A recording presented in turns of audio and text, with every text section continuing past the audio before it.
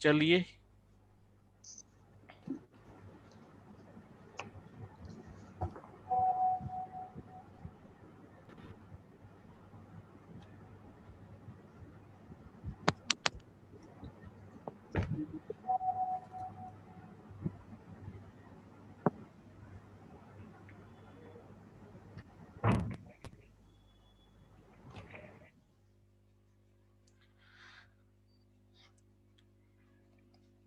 Hello everyone, Ramanujan institute की online classes में आप सबका स्वागत है। और खासकर नए कैंडिडेट का, अनूप पोसिया जी का बहुत स्वागत है। तो आज हम करने जा रहे हैं नेक्स्ट चैप्टर, जिसके ऊपर बहुत कुछ डिपेंड करता है। पूरा का पूरा आपका मैथमेटिक्स है, चाहे आपका लीनियर हो, चाहे रियल हो, चाहे ओडी हो, चाहे बीडी हो। मैंने सीरीज को इसलिए रोका है क्योंकि सीरीज सीक्वेंस पढ़ते पढ़ते पढ़ते पढ़ते हम थोड़ा सा बोर हो गए थे। दूसरी बात है कि जो सीक्वेंस का यूज है इस चैप्टर में काफी होगा, सीक्वेंशियल अप्रोच का, कॉन्टिन्यूटी एंड डिफरेंशिएबिलिटी में। ठीक है, ये करवाने के बाद फिर मैं वापस सीरीज पे आऊंगा। ये जो चैप्टर आपका हर टेस्ट में काम आता है, चाहे आप CDS का दो, NDA का दो, STAT का दो, KVS का दो, NVS का दो, कोई मर्जी आप टेस्ट दो, चाहे नेट का दो, चाहे गेट का दो, चाहे IIT जैम का दो, हर जगह एक चैप्टर काम आता है। तो ये चैप्टर क्या है? ये चैप्टर है continuity and differentiability. Easy chapter है, हम +1 +2 से पढ़ते आए हैं। लेकिन इसमें हम पढ़ेंगे फंक्शंस, कुछ विशेष टाइप के फंक्शंस पढ़ेंगे। और ये फंक्शंस हमें जबानी याद होने चाहिए, इनके ग्राफ्स वगैरह हमें दिखने चाहिए कि कैसे कैसे होते हैं। ठीक है, तो ये फंक्शंस के ग्राफ हैं। तो हमारे सामने ये दो तरह के फंक्शंस हैं, एक तो है अलजेब्राइक फंक्शन और दूसरे हैं ट्रांसडेंटल फंक्शन। एक तो अलजेब्राइक है फंक्शंस, और जो सेकंड टाइप के फंक्शंस है वो है ट्रांसडेंटल फंक्शंस।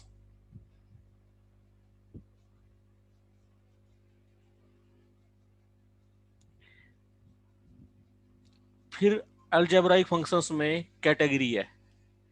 इसमें कैटेगरी क्या क्या है? सबसे पहले पोलिनोमियल, पूरे लीनियर का बेस है। अगर किसी को ये पोलिनोमियल फंक्शन समझ में आ गया तो लीनियर में जगह जगह पर इस फंक्शन का यूज होगा, कॉम्प्लेक्स में इसका यूज होगा, ओडी में इसका यूज है पोलिनोमियल फंक्शन का। फिर पोलिनोमियल के बाद है रैशनल फंक्शन। तो रैशनल फंक्शन के भी यूज हर जगह है। तीसरा है इरेशनल फंक्शंस, और चौथा फंक्शन है piecewise function. Piecewise, जैसा नाम बता रहे हैं, जिस फंक्शन के टुकड़े हो सके, टुकड़े। अब पीस वाइज फंक्शन आगे कई तरह के होते हैं। एक तो होते हैं मॉडुलस, एक होते हैं सनम, जिसे हम बोलते हैं सिग्नम। ओ सनम मेरे सनम, नींद आती मुझे आजकल कम बहुत कम, वो वाला ये, लेकिन बड़ा अच्छा फंक्शन है। तो greatest integer function, greatest integer function. Next है least integer function, least integer function.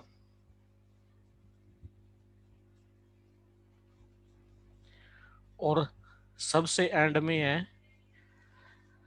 हाँ यही है बस, मॉडुलस हो गया, सिग्नम हो गया, ग्रेटेस्ट हो गया, एक रह गया। कौन सा रह गया? Fractional part function. कौन सा फंक्शन रह गया ये? Fractional part function. देखो पहले चार तरह के फंक्शन आए, फिर चौथे फंक्शन की टाइप होगी, कितनी होगी? 5 टाइप होगी। मतलब अभी तक ये 8 टाइप के फंक्शन हो गए, क्योंकि पीस वाइज आगे 5 टाइप के फंक्शन है। ये बिल्कुल आपके जो है सिंपल फंक्शंस है। नेक्स्ट में ट्रांसडेंटल में कौन कौन से आते हैं? सारे तो ट्रिग्नोमेट्रिक आते हैं। एक तो ये आते हैं, दूसरे नंबर पर आते हैं एक्सपोनेंशियल। तीसरे नंबर पर आते हैं लोगेरिथमिक। लोगेरिथमिक आते हैं।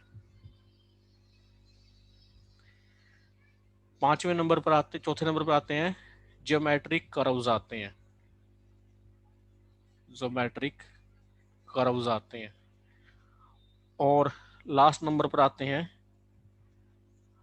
इनवर्स ट्रिग्नोमेट्रिक भी आते हैं।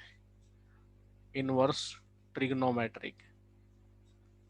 और बिल्कुल लास्ट पे आते हैं हाइपरबोलिक, क्योंकि हाइपरबोलिक में किसका यूज होता है? एक्सपोनेंशियल का। ठीक है। मैं एक बात आप लोगों को बता दूं, जब भी आप ये फंक्शन करें, मैं आपको बिल्कुल मन से सच्ची बात बता रहा हूं आपकी लाइफ से रिलेटेड, कि जिस बंदे को मैथ नहीं आता है वो ये 3 बुक है कर दे। 3 में से कोई एक बुक कर दे। ये 3 बुक बता रहा हूं मैं।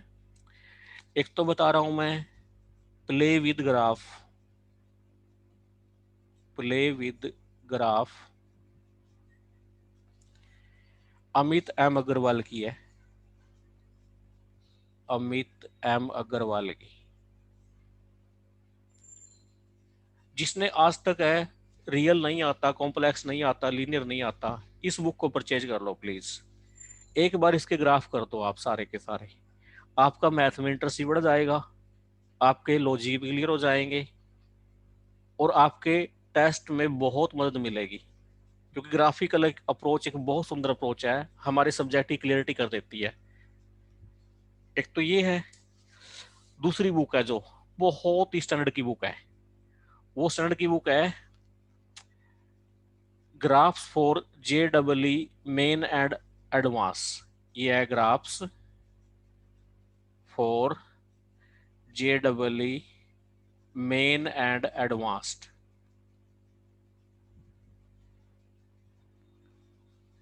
ये बुक लिखी है जी तिवानी के द्वारा। जी तिवानी। इतनी खूबसूरत बुक लिख रखी है ना, मैं इसका फैन हूं इस बुक का। मतलब इसने पहले बेसिक कंसेप्ट है इतने ढंग से समझा रखे हैं, बहुत ही अच्छे से। तीसरी बुक है magical graphs. Magical graphs by Gajendra Kumar. इन तीनों बुक्स में से कोई एक बंदा एक बुक पढ़ दे, एक बुक पढ़ दे, मैं बताता हूँ उसका मैथ में इतना जबरदस्त इंप्रूवमेंट आएगा ना, रियल में, ODPD में, COV इंटीग्रल में, आप खुद ही महसूस करोगे सर वाकई हमें तो है ना मंजिल मिल गई है। और आपका यही एग्जाम नहीं, नेट वाला, गेट वाला, HTET वाला, KVS वाला, NVS वाला, DSSB वाले, सभी में काम आते हैं। और इसके इन बुक्स को कैसे पढ़ना आपने? एक एक लाइन टू लाइन पढ़नी है, एक एक वर्डिंग टू वर्डिंग। डिक्शनरी में उसका मतलब देखो, अगर आपको मीनिंग समझ में नहीं आ रहा है, ग्राफ को ड्रॉ करो पेन पेंसिल से, उसको माइंड में बिठाओ भाई हाँ क्या कहना चाहता है। अगर आप इतना कर पाए तो definitely you will get more, जितना आपने सोचा है उससे कहीं ज्यादा। और एक बात तसल्ली से, इनमें से कोई एक बुक पूरी कर दो with example, with exercise, with सारी चीजें। क्योंकि हमारा उद्देश्य नहीं है सिर्फ नेट गेट क्लियर करना है, स्टेट क्लियर करना, ये चीजें। हमारा मेन एम है कल टीचर भी तो लगना है। तो टीचर लगोगे आप, किसी प्लेटफॉर्म पे खड़े हो गए, तो वहां जाकर आपका एक नाम होना चाहिए। और नाम तभी होगा जब आपको मैथमेटिक्स अच्छे से आता होगा। कुछ नहीं है, 15 दिन लगते हैं इन ग्राफ्स को, अगर आप खुद सेल्फ स्टडी से भी करोगे। गाइडलाइन मैं आप लोगों को दे दूंगा। और कल से हमारी है क्लास एग्जैक्टली 6 बजे स्टार्ट हो जाएगी। तो 6 बजे मैं 5:45 में खोल दूंगा, तो 6 बजे क्लास है। तो इंट्रोडक्शन क्लियर है भाई सबको? Yes sir. जो यस हम सर। करने वाले हैं ये तो बेसिक है। फिर हम क्या करेंगे, इनका कॉम्बिनेशन करेंगे, मिला के करेंगे इन चीजों को। सर फर्स्ट स्लाइड है ना? हाँ फर्स्ट स्लाइड है। पहले तो हम ये बिल्कुल बेसिक बता रहे हैं आपको, ये बेसिक ग्राफ्स कितने हैं, फिर इनका कॉम्बिनेशन करेंगे हम। दो दो ग्राफ मिलाएंगे, तीन तीन मिलाएंगे, चार चार मिलाएंगे, कर्व ट्रेसिंग भी सिखाएंगे आपको।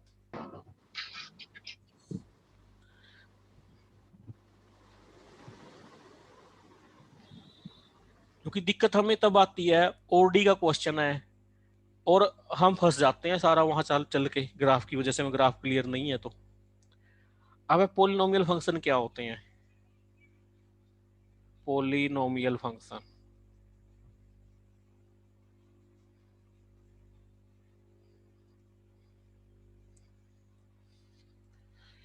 पोलिनोमियल फंक्शन होता है आपका इस तरह का function, P of X, one variable में पढ़ रहे हैं हम,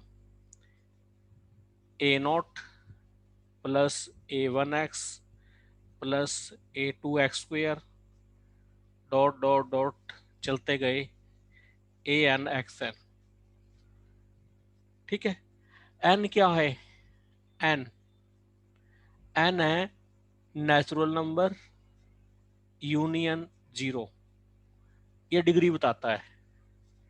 इसकी डिग्री है पी एक्स की एन होगी, डिग्री पी एक्स की एन होगी इफ जो कोफिशिएंट है एन टर्म का वो क्या होना चाहिए? Non zero. ठीक है, अगर हम रियल एनालिसिस पढ़ रहे हैं तो ए आई कहाँ से आएंगे? आर से। फॉर ऑल आई जीरो से लेकर एन तक, ये कोफिशिएंट्स हैं, A naught, A one, A two, A N, ये सारे किससे आएंगे? आर से आएंगे। ठीक है, सोचो अगर आपके पास है सिर्फ ए नॉट प्रेजेंट हो, अगर ये प्रेजेंट हो F X equal to A naught, तो इस पोलिनोमियल को हम क्या बोलते हैं? कांस्टेंट पोलिनोमियल, कांस्टेंट बोलते हैं। या हम इसका दूसरा नाम क्या लेते हैं? कांस्टेंट फंक्शन भी कहते हैं। दोनों नाम से जाना जाता है, कांस्टेंट पोलिनोमियल कहो और कांस्टेंट फंक्शन कहो। तो कई ऑथर है इसको ऐसे भी नोट करते हैं, ए नोट नहीं कहते, वो ना के कह देते हैं। For all X belongs to R, जब हम रियल एनालिसिस पढ़ रहे हैं। ठीक है, इसको क्या बोलते हैं? वो कांस्टेंट फंक्शन बोलते हैं। तो हम कांस्टेंट फंक्शन के ऊपर आते हैं, तो कांस्टेंट फंक्शन से हमारी बात को आगे बढ़ाते हैं। तो पहला फंक्शन जो हमारा है इस सीरीज में वो कांस्टेंट है। आपने कांस्टेंट सीक्वेंस देखे थे, अब आप कांस्टेंट फंक्शंस देखो। हाँ जी, क्लियर है यहाँ तक? Yes sir. Yes sir. Hello sir. Sir हाँ ये जी, क्या लिखा है आपने second line? For all N belong to capital N union union zero. Zero, क्योंकि जो डिग्री होती है वो हाँ एक होल नंबर होती है, डिग्री होल नंबर होती है। ठीक है सर, ठीक अच्छा, है। जीरो पोलिनोमियल की डिग्री डिफाइंड नहीं है, लेकिन फिर भी हम उसको पोलिनोमियल मान के चलते हैं। Okay.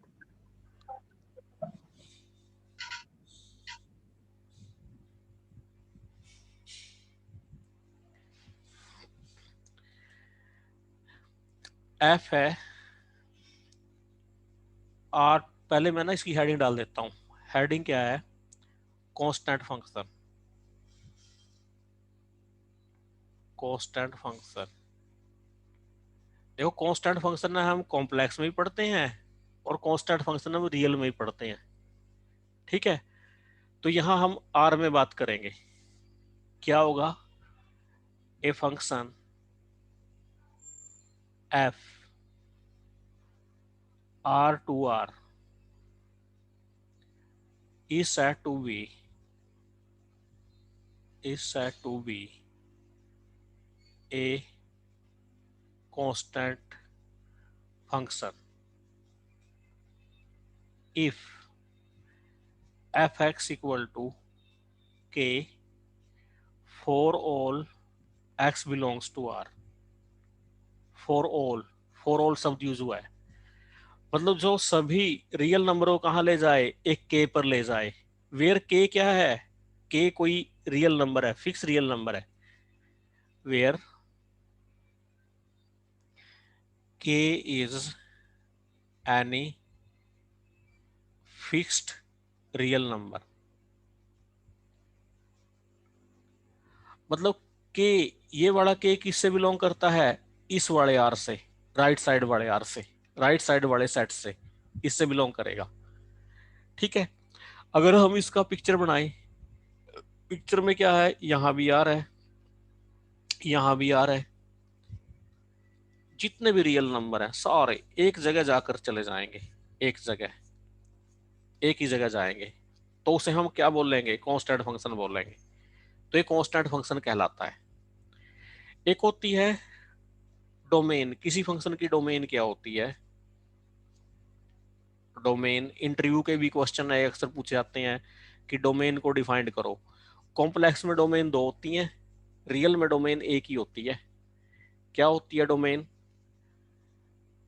The value of, the value of independent variable, independent variable, independent variable कौन यूज कर रहे हैं हम यहाँ पर, एक्स, एक्स, जहां पर फंक्शन क्या है, डिफाइंड है, eight which the function is defined.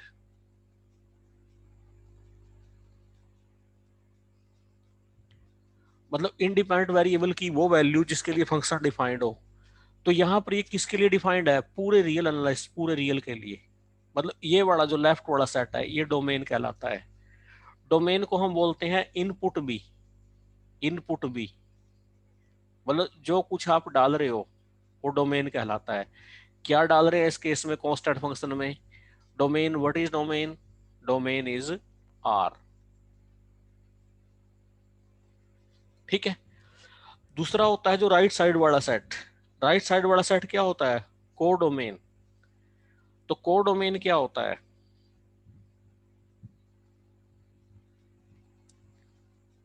The set which contains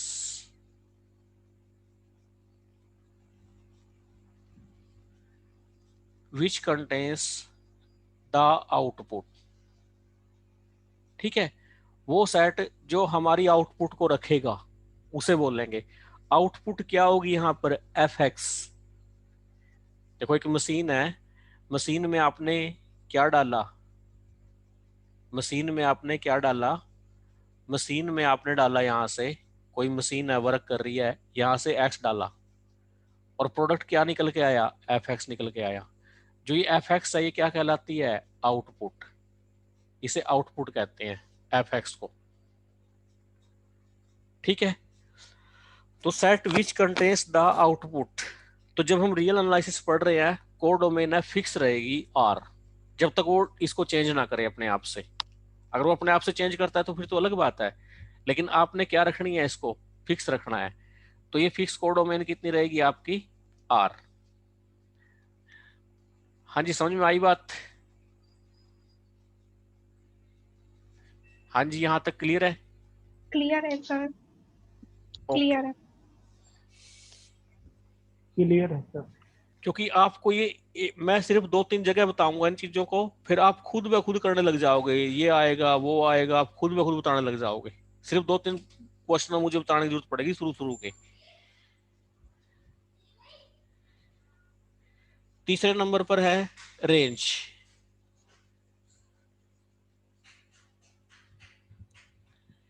तीसरे नंबर पर है हमारी रेंज ऑफ फंक्शन।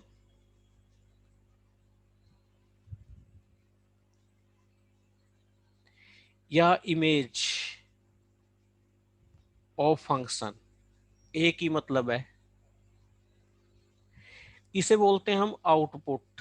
जो भी आउटपुट होती है उसे हम इमेज कहते हैं। भाई राइट साइड में एरो कहाँ चला हुआ है उसे हम इमेज बोल लेंगे या रेंज बोल लेंगे। इसकी जो नोटेशन होती है ये होती है आर ऑफ एफ या इमेज ऑफ एफ, ये होती है। ठीक है, ये क्या होती है, द पॉसिबल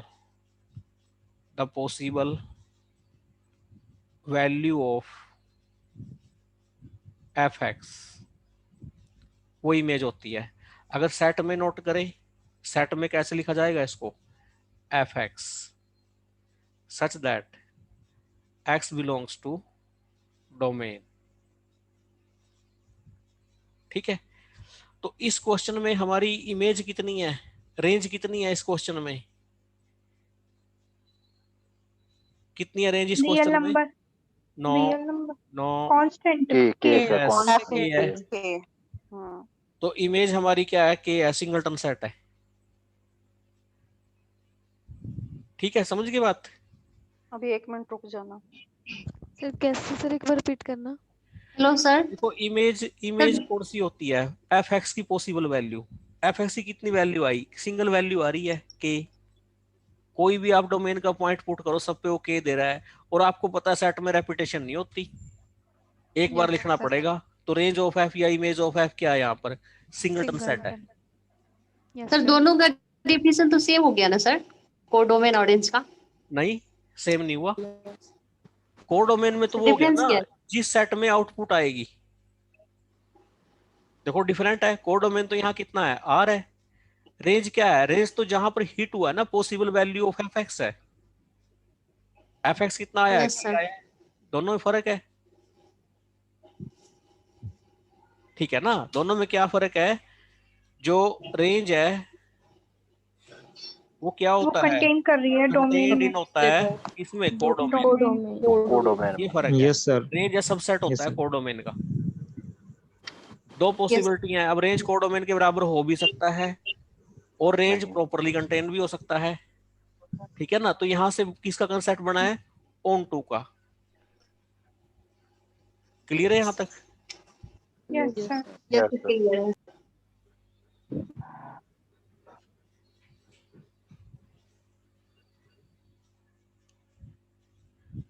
अब नंबर 4 पॉइंट है,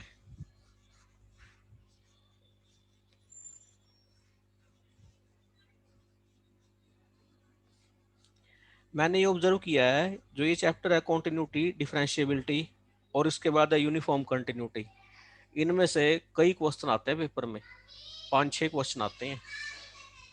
ठीक है, इस चैप्टर को ध्यान से कर लो, क्योंकि ये क्लियर होंगे आपके, आगे तक क्लियर होंगे, रेमान, इम्प्रॉपर, उन सब में यूज होगा इस चैप्टर का। तो 4th नंबर पर क्या है हमारा, 4th नंबर पर है onto function. Onto function को हम कहते हैं सरजेक्शन भी, सरजेक्शन भी। तो शॉर्ट ट्रिक क्या है इसको चेक करने की, ऑन टू, एक तो डेफिनेशन है। डेफिनेशन तो क्या थी, कोडोमेन के हर एलिमेंट की प्री इमेज मिलनी चाहिए, उसे ऑन टू बोल लेंगे, सरजेक्शन बोल लेंगे। तो हम यहां पर ये डेफिनेशन लगाएंगे, रिजल्ट लगाएंगे, onto if and only if codomain function की और रेंज फंक्शन की अगर बराबर है तो ऑन टू है। नॉट ऑन टू लगाएंगे हम कब, if and only if codomain उस फंक्शन की रेंज के बराबर नहीं है। ठीक है, तो इस फंक्शन में देखकर बताओ क्या ये ऑन टू है? नो नहीं सर। है। क्यों नहीं है बताओ? के आ कोडोमेन रहा है सेट बराबर हाँ, कोडोमेन तो पूरा रियल आ रहा है, रेंज क्या आ रहा है, सिंगलटन सेट आ रहा है, के सिंगल। बराबर कैसे हो सकते हैं? तो ये फंक्शन क्या है, not on to.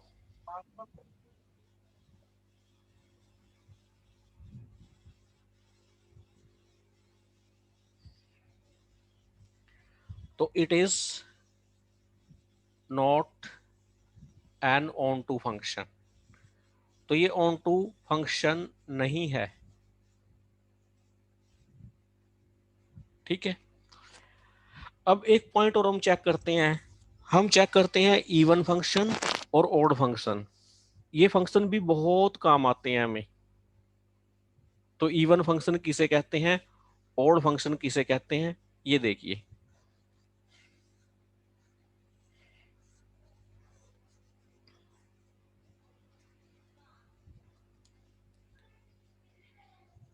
Even function,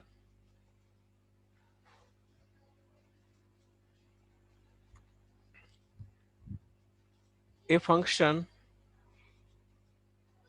f is said to be an even function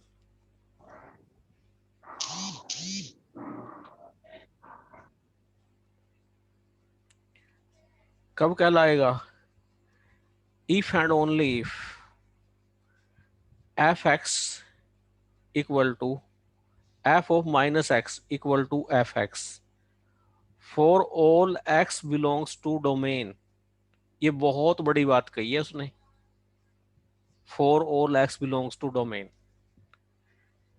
even function के लिए क्या है? माइनस को खा जाए, जो फंक्शन माइनस को चबा जाए, कच्चा खा जाए, मतलब माइनस खा गया, ये एफ एक्स के बराबर आ गया डोमेन के हर पॉइंट के लिए। तो नॉट इवन कब होगा? Not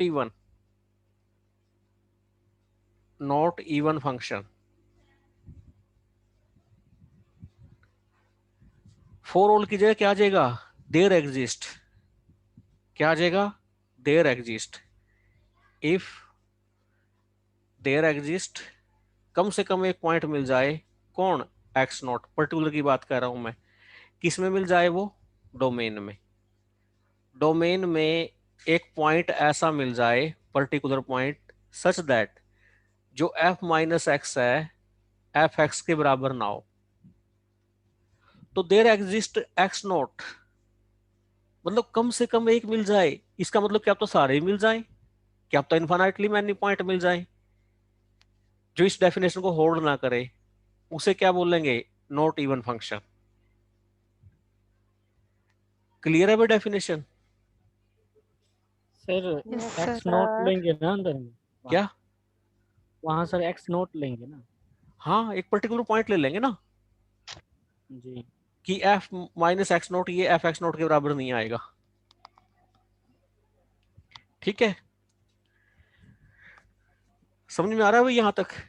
Yes. Ji sir. Sir एक बार बता दीजिए इवन फंक्शन की डेफिनेशन। हाँ, इवन फंक्शन की डेफिनेशन को समझने के लिए आपको एक एग्जांपल पे जाना पड़ेगा। एग्जांपल देखो, एग्जांपल जाए, फेमस एग्जांपल है ये। हाँ जी, स्क्रीनशॉट ले लीजिएगा, स्क्रीनशॉट ले लो भाई।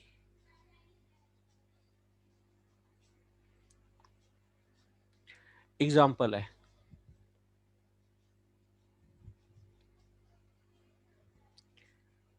एफ एक्स है, एक्स स्क्वायर है, ये फंक्शन है।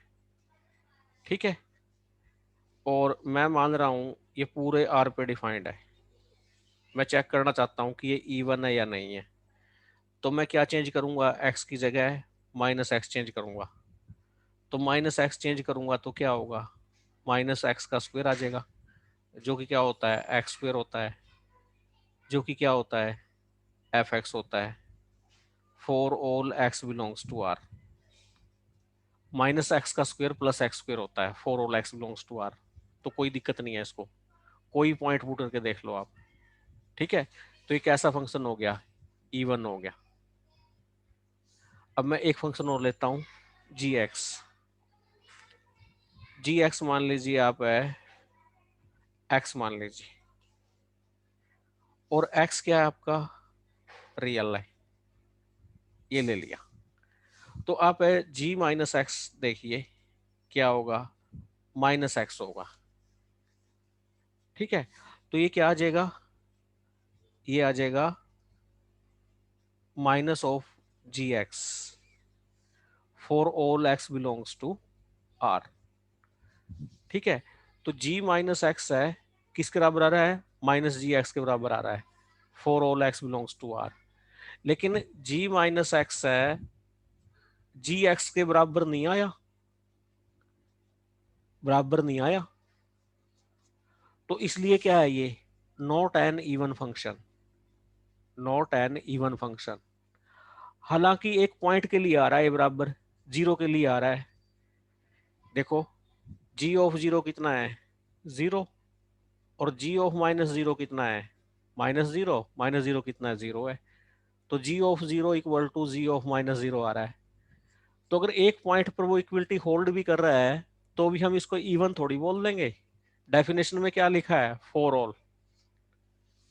अगर एक भी पॉइंट मिल जाए जिसमें बराबर ना हो तो नहीं होगा। जैसे आपका ये मिल रहा है G1, G1 कितना है 1, G-1 कितना है -1, तो G1 not equal to G-1 किस पॉइंट के लिए, ठीक है ना, किस पॉइंट के लिए, 1 के लिए फेल हो रहा है, तो इवन फंक्शन नहीं है। समझ में आई बात? जी सर। अब आप कहोगे कि हम इसका यूज क्यों कर रहे हैं, कहाँ कर रहे हैं, इसका यूज है ग्राफ में होगा। जितने भी इवन फंक्शन है उनके ग्राफ बनेंगे सिमेट्रिकल अबाउट वाई एक्सिस। मैं रफ कर रहा हूँ, स्क्रीनशॉट लेना जिसने ले लो।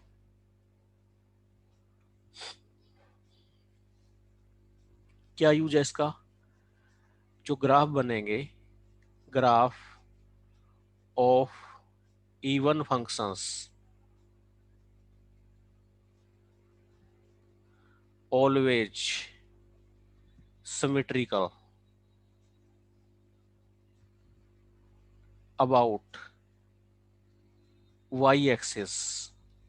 तो वाई एक्सिस के अबाउट सिमेट्रिकल बनेंगे। सिमेट्रिकल का मतलब क्या है, जितना वाई एक्स के राइट साइड में बनेगा उतना ही लेफ्ट साइड में बनेगा, ठीक है ना, ये सिमेट्रिकल का मतलब है, मतलब सेम शेप के बनेंगे।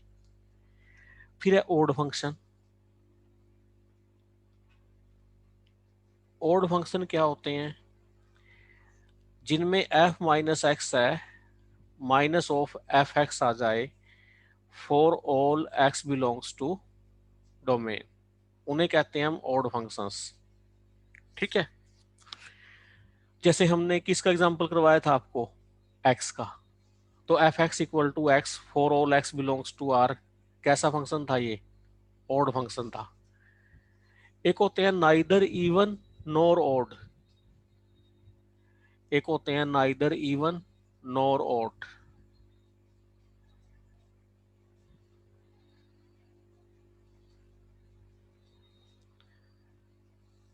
जो ना तो इवन की प्रॉपर्टी को सेटिस्फाई करते हो ना ऑड की प्रॉपर्टी को।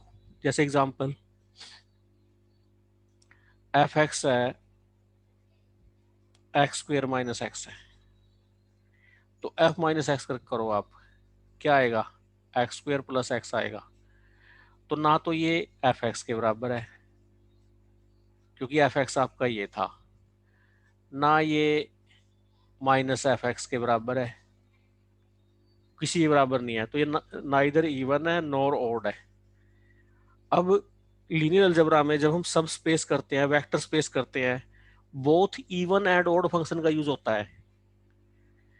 देखो both even and odd functions,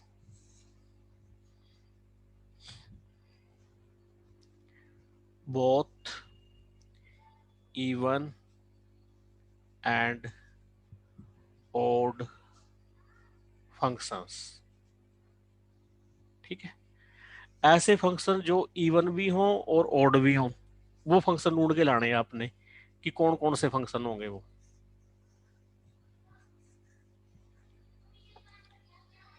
even function की डेफिनेशन क्या होती है, F of minus X equal to F X होता है for all X belongs to domain, ये इवन होता है।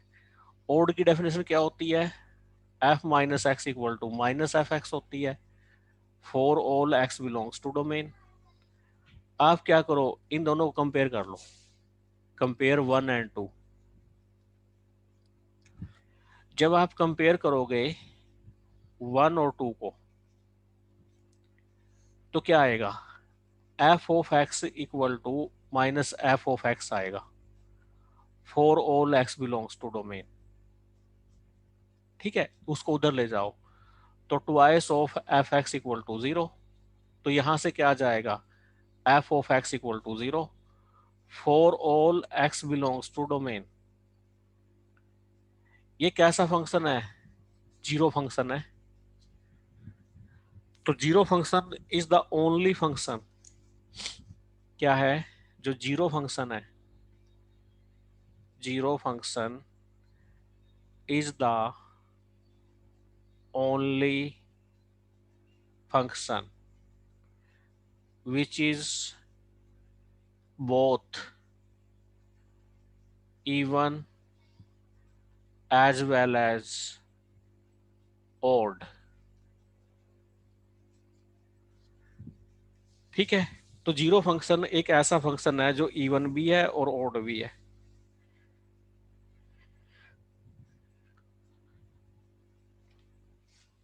क्योंकि ये चीजें ना डिपेंडेंट है, यूज होती हैं। मैंने अपनी क्लास में देखा है, जैसे मेरी ऑफलाइन क्लास होती थी पहले कभी, तो ऑफलाइन क्लास में बहुत सारे स्टूडेंट रिपीट करते होते थे क्लास को। जब वो रिपीट करते होते थे तो वो कहते थे सर हम है ना रिपीट पता क्यों कर रहे हैं, ताकि हमें थ्योरी रिवाइज ना करनी पड़े, हम इसके बेस पे जो हमारे कंसेप्ट रह गए हैं जो हमने पहली बार सीखे थे उनमें इंप्रूवमेंट आ जाए, और हम क्वेश्चनों की प्रैक्टिस घर पे खूब करते हैं और हम देखते हैं कि हमें उस चीज का बेनिफिट हो रहा है। जैसे मैंने एग्जांपल दिया था आप लोगों को रिम्पी का ही, उसने बी पार्ट में 23 क्वेश्चन ठीक कर दिए थे, सी पार्ट में उसके 19 क्वेश्चन ठीक थे और उसका 170 प्लस स्कोर था उस टाइम पर। तो उसने रिपीट किया। मैं कहता था रिपीट तू बोर नहीं होती? कहती सर बोर कहाँ का, भाई बोर क्यों होंगी मैं मैथ से, मैं तो बोर नहीं होती, मैं तो जो आप कंसेप्ट बताते हो उनको फिर मैं यूज करती हूँ। ठीक है ना। और सच मानो बिल्कुल, अगर हमें रियल एनालिसिस नहीं आता है, ये ग्राफ्स नहीं आते हैं, तो हमें ये समझो मैथ का बहुत सारी चीजें आपकी स्किप हो जाएंगी। जब आप इनको क्वेश्चनों पे अप्लाई करने की कोशिश करोगे, you will feel really enjoy, आप एंजॉय फील करोगे। ठीक है। तो क्योंकि इस पे ग्राफ पे लगता है टाइम, मैं चाहता हूं कि आपका टाइम खराब ना हो, तो इसलिए ग्राफ पे आपको ज्यादा टाइम लगाना पड़ेगा। क्लास एग्जैक्टली 6 बजे स्टार्ट हो जाएगी और क्लास है 9 बजे खत्म नहीं होगी, 9:20 9:25 बजे जाए खत्म होगी, 9:30 भी बज सकते हैं। तो पहले ही मेंटली तैयार रहें अगले 8-10 दिन, क्योंकि ये अगर ये आ गया आपको समझ लो बहुत कुछ आ गया। और मैं ये नहीं चाहूंगा कि आप लोग ये बहाना बनाओ कि सर हमने प्ले विद ग्राफ सॉल्व नहीं करी। पूरी बुक सॉल्व होनी चाहिए विद एग्जांपल क्वेश्चन सब कुछ, या जीती बानी की एक एक पेज पढ़े होना चाहिए। तो अगर आप एक बुक पढ़ देते हो ग्राफ की, अगर उससे आपकी जिंदगी बदल जाती है तो फिर कैसा। अगर एक बुक पढ़ने से हमारी जिंदगी बदल जाती है तो हमें वो बुक पढ़नी चाहिए, क्योंकि हमें मैथमेटिक्स का बहुत सारा पोर्शन आ जाएगा। और बिल्कुल स्लोली हर पॉइंट को क्लियर करके हम करेंगे इन चीजों को। एक बार कर लो इनको प्लीज। तो यहां तक क्लियर है भी सबको? सर सर जो और कांस्टेंट फंक्शन का ग्राफ फंक्शन सर, होगा हाँ, वो sir constant x function axis बताओ के कैसा है। प्रोपोर्शनल होगा ना? यही पूछ रहे हैं सर। Even ओड एंड बताओ, इवन बोथ होगा सर। इवन even होगा ना नहीं सर, Even होगा डेफिनेशन neither बताओ ना, or बहुत कैसे हो इवन एंड जाएगा। Odd. Sir F neither minus or x is not equal to even, fx even होगा होगा। सर। देखो कुछ इवन नहीं होगा। होगा। कुछ क्यों नहीं होगा? इवन होगा सर। सर आप उसमें नेगेटिव वैल्यू डालो, पॉजिटिव वैल्यू अच्छा अच्छा, देखो एफ एक्स आपका की है कांस्टेंट है, डोमेन की आप है कोई वैल्यू मर्जी डालो। ठीक है। तो एफ माइनस एक्स क्या होगा, के ही रहेगा, for all X belongs to domain. तो क्या आ जाएगा, एफ माइनस एक्स है एफ एक्स के बराबर आ जाएगा, for all X belongs to domain. तो क्या है constant function, is always an even function. देखो constant function is always an even function, तो हमेशा इवन फंक्शन है। अगर कोई ये बात कह दे constant function is always an odd function, true false भरना है।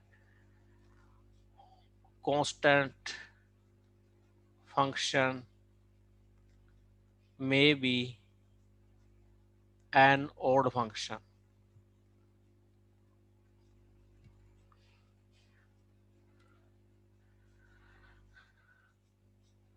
constant function can be both even function as well as odd function। हाँ सोचो सोचो, अगर मैंने k को 1 लिया हो, लेके देखा करो कैसे केस, फिर k को 2 लेके देखो, फिर k को 0 लेके देखो, आपको क्लियर हो जाएगा। पर्टिकुलर केस है वो। अब कांस्टेंट में मैं सभी की बात करता हूँ, बताओ कौन कौन से आंसर आएंगे। तो फर्स्ट ट्रू होगा। हाँ फर्स्ट तो देखो ट्रू होगा, क्योंकि जीरो फंक्शन भी कैसा है, इवन फंक्शन, आप मना नहीं कर सकते। इवन फंक्शन दूसरा है। फंक्शन, दूसरा ट्रू होगा फॉल्स, फॉल्स ये फॉल्स होगा क्योंकि नॉन जीरो कांस्टेंट ले लिया ना, गड़बड़ हो जाएगी। ठीक है, तीसरा ट्रू होगा सर। हो सकता है सर, जीरो ट्रू ले है। लिया हाँ तो ये ट्रू हो जाएगा, ये भी है नोट, जीरो फंक्शन रहा। ट्रू है। चौथा ट्रू हो Can be जाएगा। ट्रू हो गया। सर। एग्जाम्पल कौन सा हो गया सर। दिया? Zero function. Zero function. Function. अच्छा अगर ये लिख दे ऐसे,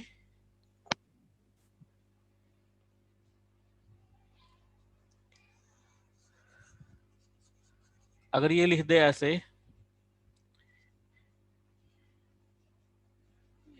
ए non zero constant function is always an even function। अब बताओ। True। हाँ अब ट्रू है। अगर ये लिख दे A non zero constant function में बी ऑड फंक्शन, फॉल्स है सर। फॉल्स हो जाएगा। नहीं। समझ में आई बात? Yes Yes sir. sir। Okay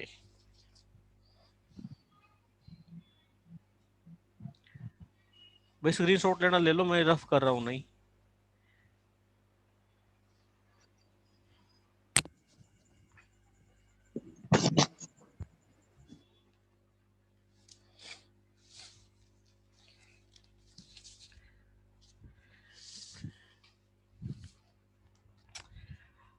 तो अब है, ये हमारे कुछ पॉइंट हो गए थे कांस्टेंट फंक्शन के बारे में।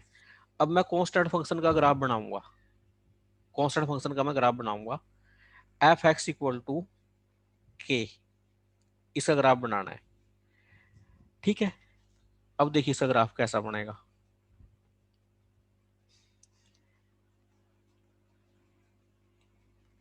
ये है,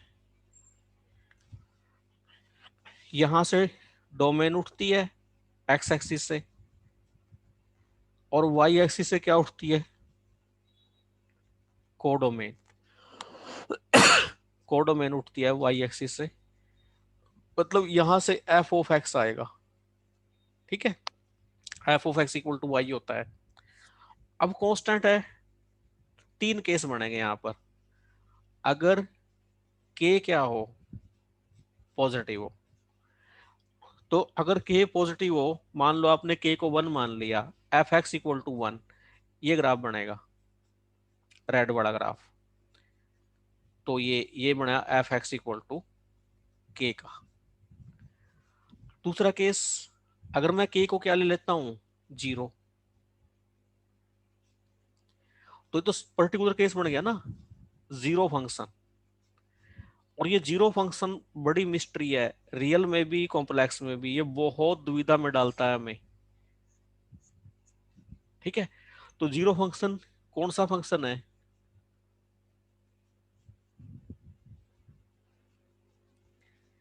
मतलब जो 0 पे जाए, ये फंक्शन हमारा क्या है, जीरो फंक्शन है। ठीक है, तीसरा केस, अगर के हमारा क्या हो, नेगेटिव, तो ग्राफ क्या बनेगा आपका, ग्राफ बनेगा देखो जमीन के नीचे, अंडर द ग्राउंड, ये बनेगा के नेगेटिव हो।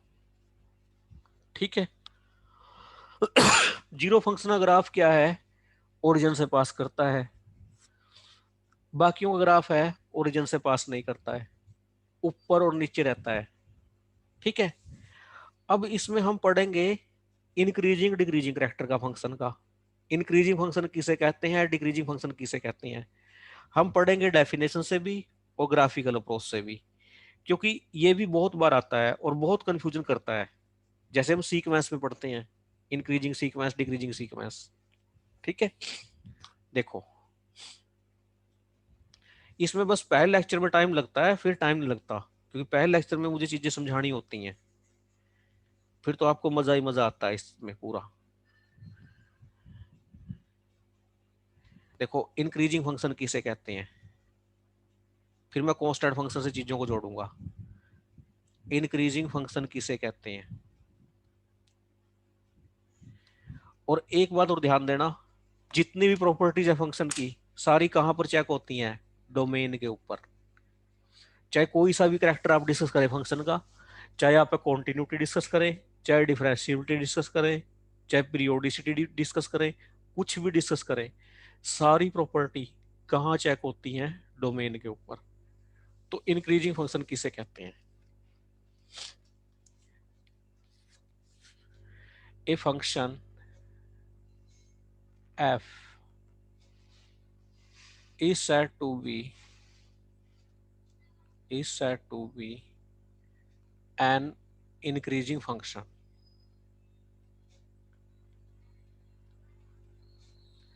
if दो नंबर हैं x1 x2। कैसा है? x1 है less than equal to x2 है। अगर इससे ये इंप्लाई हो जाए फंक्शन की वैल्यू x1 पर f(x2) से लेस देन इक्वल टू आ जाए, और फॉर ऑल x1 x2 किसके पॉइंट है? डोमेन के। डोमेन के। तो उसे हम बोलते हैं इंक्रीजिंग फंक्शन। ठीक है। ये तो हुई जो प्योर डेफिनेशन है। एक होता है स्ट्रिक्टली इंक्रीजिंग फंक्शन। तो स्ट्रिक्टली इंक्रीजिंग फंक्शन में क्या होगा? Strictly increasing function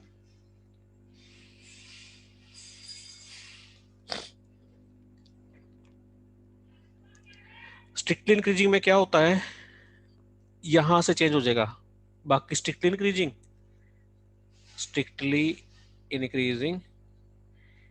if x1 है स्ट्रिक्टली लेस है x2 से, तो आप है f अप्लाई करो तो वो भी स्ट्रिक्टली लेस रहे, तो उसे हम बोलते हैं स्ट्रिक्टली इंक्रीजिंग फंक्शन। ठीक है। एक बात है, जो इंक्रीजिंग फंक्शन है वो इंप्लाई करेगा स्ट्रिक्टली इंक्रीजिंग फंक्शन को। क्यों? क्योंकि उसमें स्ट्रिक्टली इंक्रीजिंग की डेफिनेशन है ऑटोमेटिक इन्वॉल्व है, क्योंकि दो केस बनते हैं उसमें। ठीक है। तो इंक्रीजिंग फंक्शन इंप्लाई करता है स्ट्रिक्टली इंक्रीजिंग फंक्शन को।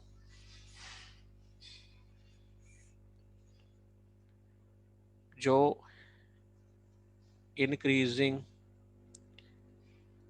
फंक्शन है वो इंप्लाई करता है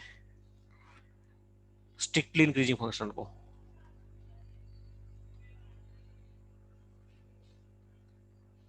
बट कन्वर्स ट्रू नहीं है, क्योंकि जो स्ट्रिक्टली इंक्रीजिंग फंक्शन है वो नहीं इंप्लाई करता इंक्रीजिंग फंक्शन को। क्योंकि इंक्रीजिंग फंक्शन में क्या है? इक्वलिटी भी तो आ सकती है, लेकिन स्ट्रिक्टली इंक्रीजिंग में इक्वलिटी नहीं आती। ठीक है। ठीक है ना? ये मैं उल्टा बोल गया, शायद मैं रिवर्स बोल गया। मैं रिवर्स बोल गया। जो इंक्रीजिंग फंक्शन है वो क्या नहीं करेगा? वो इंप्लाई नहीं करेगा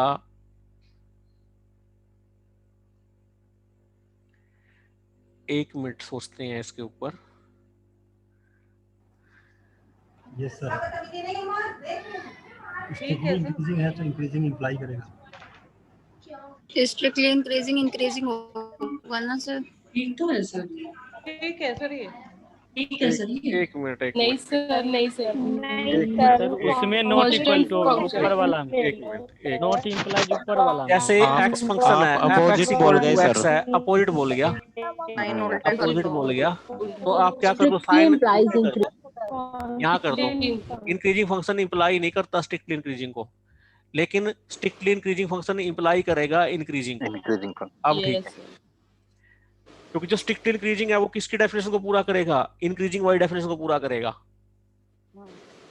यस ठीक है ना? सर इसको ऐसे भी सोच सकते हैं, फंक्शन पे ये इंक्रीजिंग लगा है ना सर स्ट्रिक्टली के आगे, हाँ हाँ तो स्ट्रिक्टली इंक्रीजिंग को इम्प्लाई करेगा, लेकिन उल्टा नहीं, इंक्रीजिंग स्ट्रिक्टली को नहीं करेगा। हाँ इस तरह स्ट्रिक्टली के आगे इंक्रीजिंग लगा है ना। हाँ हाँ, मैं जैसे एग्जांपल समझाता हूँ आपको, एग्जांपल समझाता हूँ।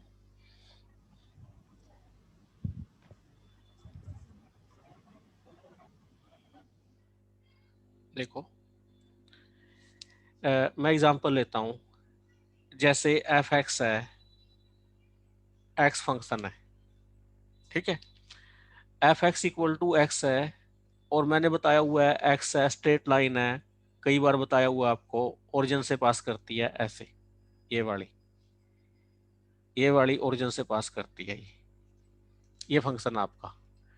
अगर हम देखें इसकी डोमेन क्या है, ये हर जगह डिफाइंड है, डोमेन इसकी रियल लाइन है, पूरे एक्स एक्सिस पे डिफाइंड है। तो आप है कोई दो एक्स लो, एक तो लिया मैंने x1, दूसरा लिया मैंने x2। कैसे लिया? x1 स्ट्रिक्टली लेस है x2 से, ठीक है। अगर हम इसकी वैल्यू देखें f की, यहां पर परपेंडिकुलर गिराओ और y एक्सिस पर यहां से परपेंडिकुलर गिरा दो, तो जब y एक्सिस पर परपेंडिकुलर गिराओगे तो ये f(x1) की वैल्यू होगी, ठीक है। फिर x2 पे परपेंडिकुलर ड्रॉ करो, वो कहां मीट करेगा? इस पॉइंट पर। अब इस पॉइंट से fx पर परपेंडिकुलर ड्रॉ करो, तो कहां मीट करेगा वो? fx2 पर। तो क्या रूल फॉलो करेगी? fx1 less than fx2। तो कैसा फंक्शन हो गया? Therefore it is an increasing function. तो ये इंक्रीजिंग फंक्शन है, ठीक है। आप है इसको ऐसे भी लिख सकते हो, x1 less than equal to x2, ये भी ट्रू है, क्योंकि देख आपको नंबर दिख रहा है 4 5 से स्ट्रिक्टली लेस है, मैं इसको लेस देन इक्वल टू भी लिख सकता हूं, और की वजह से ट्रू है। अब मैं f लगाऊंगा, तो मैं अगर ये इक्वलिटी लगा देता हूं तो वो भी क्या है? ट्रू है। तो therefore it is an increasing function. तो कोई इस फंक्शन के बारे में कहे कि ये स्ट्रिक्टली इंक्रीजिंग है, ट्रू है। इट इज एन इंक्रीजिंग है, ट्रू है। समझ में आई भी बात? अगर इसको कोई कहे it is strictly increasing, it is strictly increasing function, ये बात क्या है? ट्रू है। It is an increasing function, ये बात भी क्या है? ट्रू है। क्योंकि स्ट्रिक्टली इंक्रीजिंग किसको इंप्लाई कर जाती है? इंक्रीजिंग को। समझ में आई बात? हेलो? क्लियर है। Yes sir. Hmm, hello sir. हाँ जी, हेलो। सर अगर वो कहे स्ट्रिक्टली इंक्रीजिंग है और इंक्रीजिंग नहीं है सर, तो भी ट्रू होगा? ना, अगर स्ट्रिक्टली इंक्रीजिंग है अगर तो स्ट्रिक्टली इंक्रीजिंग हो गया तो इंक्रीजिंग तो ऑटोमेटिक हो जाएगा। ठीक है। अगर इंक्रीजिंग है तो हम कुछ नहीं कह तो सकते। वो भी ठीक है, हाँ, तो स्ट्रिक्टली इंक्रीजिंग हो भी सकता है, नहीं भी हो सकता। सकता है। अब ठीक जैसे है उसका सर। एग्जांपल लो, उसका एग्जांपल लो।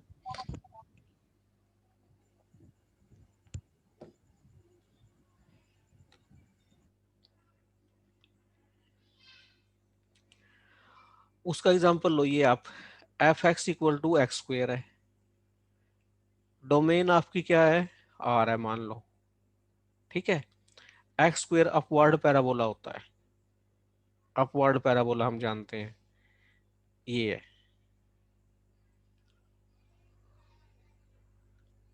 ठीक है।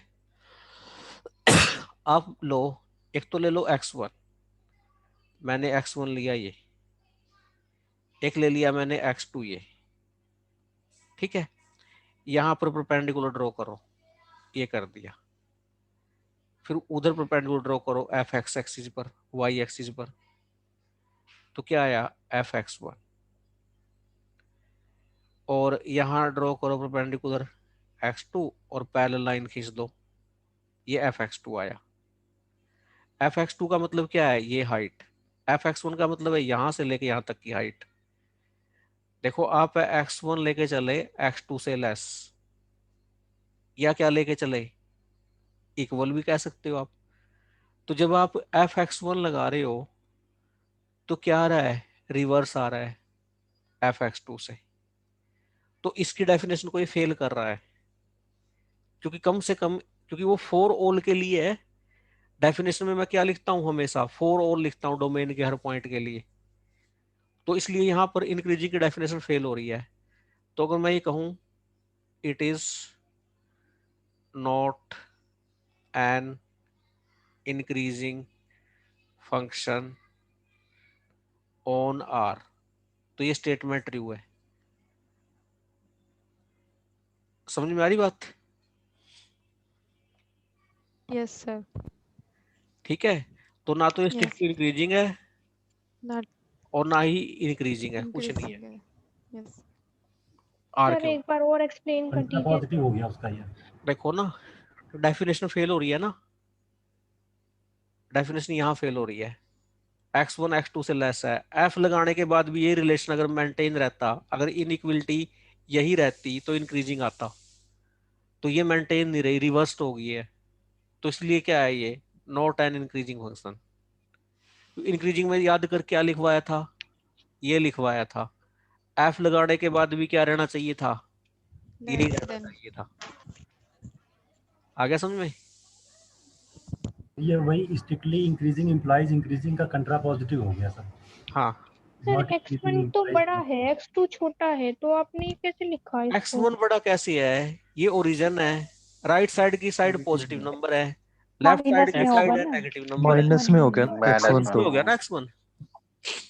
देखो x1 तो पीछे हो गया और x2 आगे हो गया, तो पॉजिटिव है। पॉजिटिव नंबर सारे नेगेटिव से बड़े होते हैं, लेकिन f -2 -1 1 सोच लो। -3 और 2 एग्जांपल ले लीजिए सर। हाँ ये ले ले। हो गया सर, क्लियर। हाँ हेलो सर। हाँ जी सर ये जो इंक्रीजिंग फंक्शन है वो इम्प्लाई कर रहा है स्ट्रिक्टली इंक्रीजिंग। जो इंक्रीजिंग फंक्शन है उसमें लेस देन भी है वो और इक्वालिटी भी है, तो वो अभी आपने नॉट करवा दिया ना कि नॉट स्ट्रिक्टली इंक्रीजिंग फंक्शन। तो ये वो इसलिए नहीं हुआ ना, साइन रिवर्स्ड हो गया ना।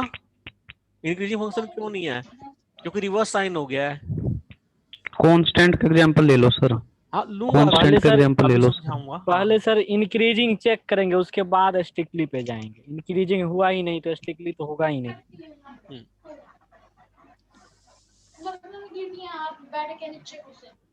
वही बातें ना करो, जहां से बातें आती है अपने आप को म्यूट करो प्लीज।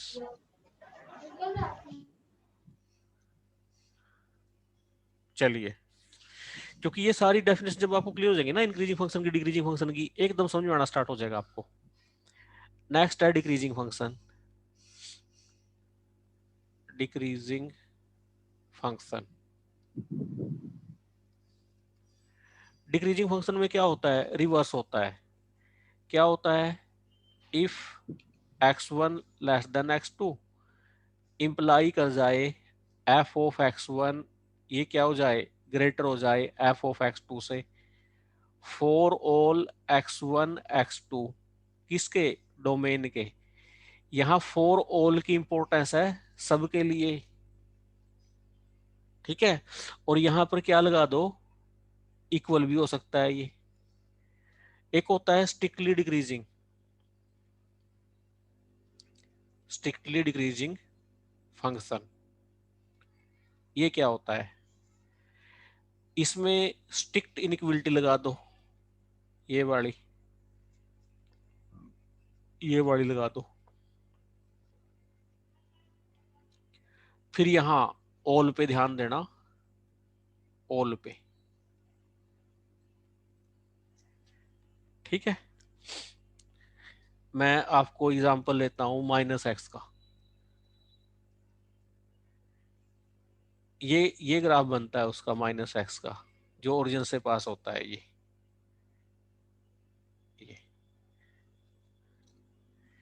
ठीक है। कोई भी दो आर्बिट्री पॉइंट उठा लो आप, x1 x2, कहीं मर्जी से उठा लो, तो fx1 आएगा। ये कैसे उठाए मैंने, x1 लेस है x2 से, और fx2 देखा क्या आएगा, ये आएगा। fx1 पॉजिटिव है, fx2 नेगेटिव है, ठीक है ना। fx1 क्या है, पॉजिटिव है, fx2 क्या है, नेगेटिव है, तो पॉजिटिव क्वांटिटी नेगेटिव क्वांटिटी से ज्यादा होगी, ठीक है। तो कैसा फंक्शन हुआ ये, डिक्रीजिंग, और सभी x के लिए होगा ये डिक्रीजिंग फॉर ऑल x, ठीक है। ग्राफ से हम कैसे करते हैं, ग्राफ से हम यूं करते हैं, हाइट्स है आगे आगे, जैसे डोमेन पे हम आगे आगे चले, जो हाइट्स आपकी कम होती रहे, ये मतलब आगे हाइट है और कम होती रहे, जीरो हो जाएगी एक टाइम पे जाके, और फिर आगे और चलेंगे, जमीन में जाएंगे, गहराई में जाते रहेंगे। ये है, हर जगह इमारत की हाइट है घटती जा रही है, क्योंकि पहले ऊंचाई से आ रही थी फिर जमीन में चली गई। तो कैसा फंक्शन है ये, स्ट्रिक्टली डिक्रीजिंग। स्ट्रिक्टली डिक्रीजिंग इसको कौन सा फंक्शन बोल सकते हैं, डिक्रीजिंग ही बोल सकते हैं। क्लियर है सर? हाँ यहाँ पे जो f ऑफ x1 है हाँ, और f ऑफ x2 है, दोनों हाँ निगेटिव में तो हैं सर। नेगेटिव में कैसे हो जाएंगे, क्योंकि x1 पॉइंट आपका ये है, ग्राफ से कहाँ पर टकराएगा, यहाँ fx एक पॉजिटिव है ना, पॉजिटिव आएगा, fx1 पॉजिटिव में, x2 क्या है, x2 पॉजिटिव है, लेकिन f लगाएंगे जमीन में आएगा, निगेटिव में आ जाता है। ये समझ में नहीं आया एग्जांपल सर। लिया था वो भी देख डिक्रीजिंग का देख हो जाएगा देख ना। देख, एक बार फिर से बताइए सर। f-2 कितना आता है बता, 2 आएगा। x1 को क्या मान ले, -2 मान ले, फिर x2 को क्या मान ले, 1 मान ले। x2 को 1 मानेगा तो f1 कितना आ जाएगा, -1, नेगेटिव आ जाएगा। देखो fx2 तो आ रहा है नेगेटिव, आ गया। हाँ, क्योंकि वो उसको रिवर्ट कर देगा ना साइन को, नेगेटिव होने की वजह से बाहर। ओके यस सर, यानी f of x1 is greater than f of x2। हाँ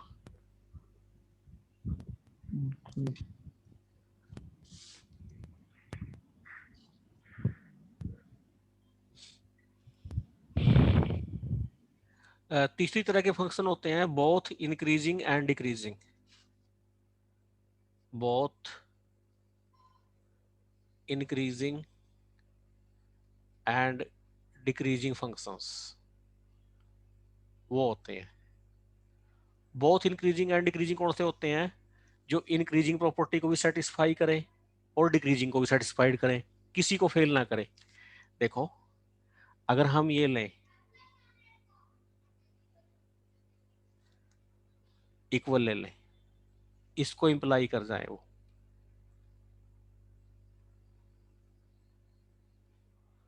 एंड हम ये ले लें, इसको भी इंप्लाई कर जाए,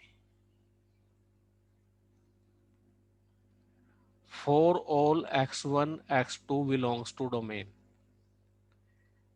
ये डेफिनेशन किसकी थी, इंक्रीजिंग की थी। ये किसकी थी, डिक्रीजिंग की थी। जो किसी की भी डेफिनेशन को फेल ना करे उसे बोलते हैं हम both increasing and decreasing functions. तो f(x) इक्वल टू k के बारे में क्या ख्याल है, क्या ख्याल है भाई? बहुत सारे इंक्रीजिंग डिक्रीजिंग। ठीक है ना, क्योंकि आप एक कांस्टेंट बनाया था, हमने कांस्टेंट बनाया था, फंक्शन बनाया था कांस्टेंट, सीक्वेंस में सेम बिहेवियर चलता है, तो हमने कांस्टेंट फंक्शन इसका ग्राफ बनाया था। ग्राफ मैं जमीन से ऊपर ले रहा हूं, जो जमीन से ऊपर ग्राफ मैंने बनाया था ये बनाया था। ठीक है, लो आप ये x1 लिया, ये x2 लिया, क्या रिलेशन है, इसको होल्ड कर रहा है। ठीक है, और fx कितना है, k है, fx1 भी क्या आएगा, k आएगा, fx2 भी क्या आएगा, k less than equal to k। इसको भी होल्ड करेगा, किसी को फेल नहीं करेगा, डेफिनेशन को, दोनों को खुश रखेगा ये। जैसे जैसे आगे जा रहे हैं हम, इमारतें स्थिर रह रही हैं, स्थिर कांस्टेंट है, तो कांस्टेंट फंक्शंस है, ना तो इंक्रीजिंग है ये, सॉरी इंक्रीजिंग भी है ये और डिक्रीजिंग भी है ये। क्योंकि इंक्रीजिंग क्यों है, क्योंकि इस डेफिनेशन को ये फेल नहीं करता। डिक्रीजिंग क्यों है, इसको ही फेल नहीं करता। तो जो किसी को फेल ना करे उसको क्या माना जाएगा, बोथ। समझ में आ गई बात? सर यहाँ पे कंपेयर करके रिजल्ट नहीं बना सकते fx1 = fx2? क्या कह रही है? सर बोथ सर इक्वलिटी की वजह से हो रहा है ना। हाँ सर स्ट्रिक्टली नहीं होगा ना ये? हो जाएगा, ना स्ट्रिक्टली नहीं होगा, ना तो स्ट्रिक्टली तो कभी नहीं होगा, ना स्ट्रिक्टली डिक्रीजिंग होगा, स्ट्रिक्टली कोई नहीं होगा। ऐसा फंक्शन है कांस्टेंट के अलावा जो कि बोथ हो? कोई सा नहीं है।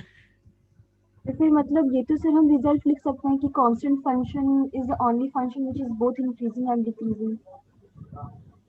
बट एक और हो सकता है, zero function sir, zero function भी कांस्टेंट है, जीरो फंक्शन भी कांस्टेंट है, यस सर, जीरो फंक्शन भी तो कांस्टेंट सर है। यहाँ से रिजल्ट ही बना लेते हैं ना, इंक्रीजिंग और डिक्रीजिंग को कंपेयर करके fx1 = fx2 आना चाहिए। हाँ यही आना चाहिए, fx1 = fx2 आना चाहिए। कांस्टेंट फंक्शन ही है, constant function is the only function which is both increasing and decreasing, इसके अलावा नहीं है कोई फंक्शन। वो एक अलग बात है कि आप फंक्शन को, डोमेन को तोड़ के बना लो, वो एक अलग बात है। अगर कोई फंक्शन है ऐसे बना दे, अपने आप से बना दे कोई फंक्शन, ये बना दिया, आगे डोमेन तोड़ दिए, कांस्टेंट तो नहीं है ये, कांस्टेंट फंक्शन तो नहीं है ये। जैसे मैं फंक्शन डिफाइन करता हूं,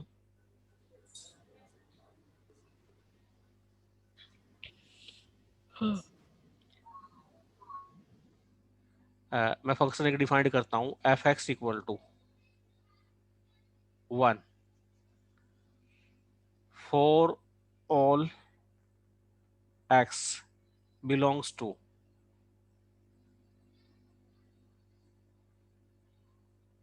पर ये कांस्टेंट हो जाएगा भाई, कांस्टेंट हो जाएगा। मान लो 1 to 2 कर देता हूं, बीच में ब्रेक दे दिया मैंने, 4 से 5 कर दी, ये भी कांस्टेंट फंक्शन होगा।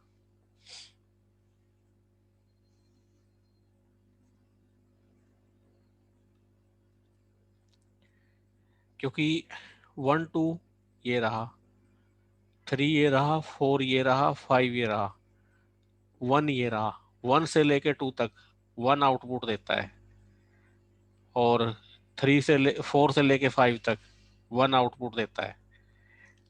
ठीक है, तो ये fx है 1 देगा डोमेन के हर पॉइंट के लिए।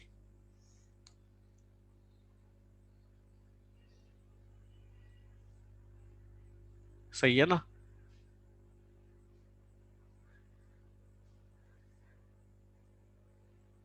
समझ में आ गई बात? तो ये भी क्या होगा, कांस्टेंट ही वो ले सकते हैं सर, fx - x और x। क्या? जैसे सर fx को -x और x ले ले सर, -∞ to 0 -x और 0 to ∞ x, तो उसे हम ब्रेक कर सकते हैं सर इंक्रीजिंग में और डिक्रीजिंग में। हाँ वो तो नाइदर हो जाएगा, नाइदर नोर, वो तो नाइदर नोर हो जाएगा। ये कह रहे थे कि भाई उसके अलावा कोई ऐसा फंक्शन मिल जाए कांस्टेंट के अलावा जो बहुत हो, इंक्रीजिंग में और डिक्रीजिंग में, ये एग्जांपल मान रहे हैं, नाइदर नोर का नहीं मांग रहे। सर हाँ hello sir sir. cos x ले लें और उसका डोमेन जो है पॉजिटिव दे दें। फिर वो तो नाइदर इंक्रीज नॉट डिक्रीजिंग आएगा ना। तो कांस्टेंट फंक्शन ही एक ऐसा फंक्शन है भाई जो दोनों इंक्रीजिंग भी है और डिक्रीजिंग भी है। Yes sir. इसके अलावा कोई और फंक्शन नहीं है। कांस्टेंट फंक्शन स्ट्रिक्टली इंक्रीजिंग और स्ट्रिक्टली डिक्रीजिंग होगा ना? नहीं होगा, तो कोई नहीं होगा। इक्वलिटी हो रहा है ना इसमें। इक्वलिटी आ रही है ना।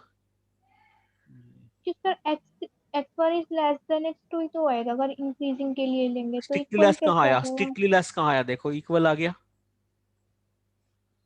इक्वल कहाँ?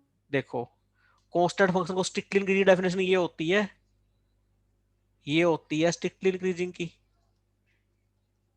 ये डेफिनेशन होती है स्ट्रिक्टली इंक्रीजिंग की। अब कांस्टेंट फंक्शन है कोई एफ एक्स इक्वल टू के, तो एफ एक्स वन डालेंगे तो क्या आएगा? के।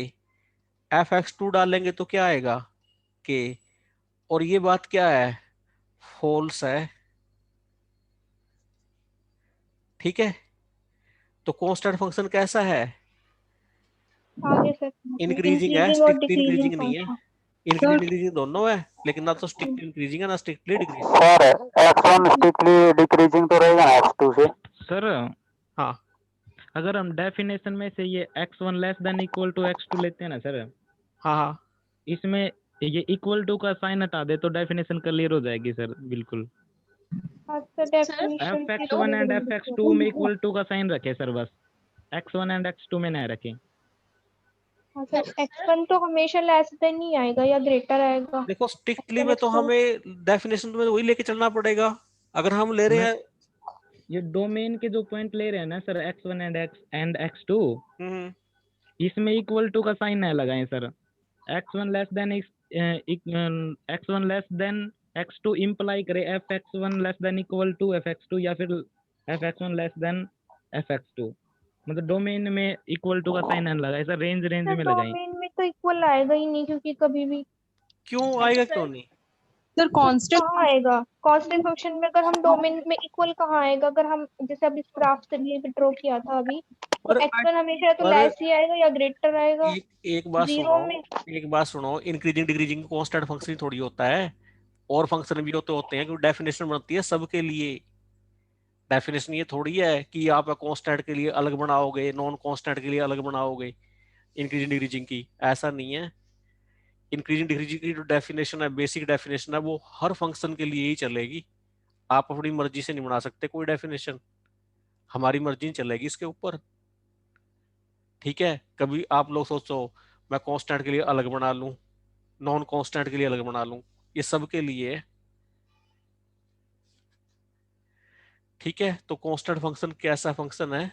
जो दोनों है, इंक्रीजिंग भी है डिक्रीजिंग भी है। तो हमारे काफी पॉइंट रह गए अभी डिस्कस करने, तो वो पॉइंट है हम ब्रेक के बाद डिस्कस करेंगे फिर। ठीक है, तो एक ब्रेक लें सर। Yes sir. हाँ, सर बताओ, एक चीज यहाँ पे कर लीजिए, x1 is less than x2 कर लीजिए, फिर implies that f of x1 is less than f of x2 कर लीजिए। क्यों एंड x जो तब उस कांस्टेंट फंक्शन जो हम k लेते हैं तो k1 is less than k2। देखो सर आपने, हेलो सर। हाँ जी सर कांस्टेंट फंक्शन का डेफिनेशन में मुझे थोड़ा डाउट है। आपने डेफिनेशन जो लिखवाया था उसमें लिखा था उसका डोमेन पूरा रियल लाइन है, और जो पिछला एग्जांपल करवाया उसमें आपने डोमेन को चेंज करके 1 2 से 4 5 लिया, तो उसको भी कांस्टेंट मानेंगे? और रियल लाइन का पूरा डोमेन है तो उसको भी कांस्टेंट मानेंगे? देखो अगर फंक्शन आपका ये बड़ा फंक्शन है, इसमें डोमेन क्या है? सिर्फ 3 पॉइंट है। देखो 1 2 3, इसमें है ए बी। अगर सारे के सारे पॉइंट है इस पर जा रहे हैं तो ये भी हम कांस्टेंट फंक्शन मानते हैं। डोमेन कितना है हमारा? 1 2 3 है, और बी सेट क्या है? ए बी है। तो नंबर ऑफ कांस्टेंट फंक्शन निकाले थे हमने, कितने निकाले थे? Number of elements in the domain. ठीक है, तो डोमेन यहाँ पर क्या थी? 1 2 3 थी। ये कांस्टेंट फंक्शन में क्या होता है? एफ एक्स है के पर जाने चाहिए for all X belongs to domain, ये डेफिनेशन होती है। लेकिन ये अभी नहीं आएगा कंसेप्ट। एक रियल में कांस्टेंट है, हम आर में कांस्टेंट किसे मानते हैं, डोमेन आपका वहां कनेक्टेड होना चाहिए। आर में जब हम कांस्टेंट मानते हो एक अलग कैटेगरी है। एक बार क्वेश्चन नहीं पूछा गया नेट में, जो टोपोलॉजी में हम एडवांस में बात करते हैं वो है रियल एनालिसिस में कांस्टेंट फंक्शन किसे मानते हैं आर में, जिसका डोमेन क्या हो, कनेक्टेड हो, और एफ एक्स इक्वल टू के दे, तो डोमेन को वहां कनेक्टेड लेके चलते हैं। यहाँ हमारी डोमेन क्या है, कनेक्टेड नहीं है। ठीक है, ये सेट के लिए डिफाइंड है कांस्टेंट। जो पीरियाडिक फंक्शन में है सर f प्लस टी लिखा रहता है is equal to F X लिखा आएंगे रहता है। उसमें आएंगे। Hello sir. हाँ सर जी, जीरो फंक्शन भी कांस्टेंट फंक्शन होगा ना? कौन सा? Zero function. हाँ, जीरो फंक्शन कांस्टेंट फंक्शन है। हाँ। Yes sir. ओके, सर जाना है कांस्टेंट फंक्शन को नाइदर इंक्रीजिंग नॉर डिक्रीजिंग भी बोल सकते हैं क्या? नहीं, कांस्टेंट फंक्शन तो हेलो सर, बहुत इंक्रीजिंग भी है और डिक्रीजिंग भी है, नाइदर नॉर कैसे आ जाएगा? कांस्टेंट क्योंकि फंक्शन सर क्या ना है, तो ये बहुत इंक्रीज कर रहा है ना डिक्रीजिंग है, नाइदर नॉर थोड़ी आएगा। इक्वलिटी की वजह से इंक्रीज भी कर रहा है, डिक्रीज भी कर रहा है कांस्टेंट। हाँ जी सर 8:05 पे आना है। हाँ, ठीक है, 8:05 पे आप डायरेक्ट पहुंच जाओगे। तो ये जो वीडियो आपकी पीजीटी आप लेने आ के लिए, जाना। पीजीटी एस्टेट के लिए, एवीएस के लिए, एनवीएस के लिए, DSSB के लिए, एनडीए के लिए, और एयरफोर्स का जो आपका एस ग्रेड है उसके लिए, और CSIR नेट के लिए, गेट के लिए, IIT जैम के लिए। तो इन सभी एग्जाम के लिए ये वीडियो आपकी यूजफुल है, तो आप इसको पढ़ें और अच्छे से पढ़ें, ध्यान से इसको स्टडी करें। जो मैंने बुक्स बताई है उनको फॉलो करें। Thank you. Excuse me sir.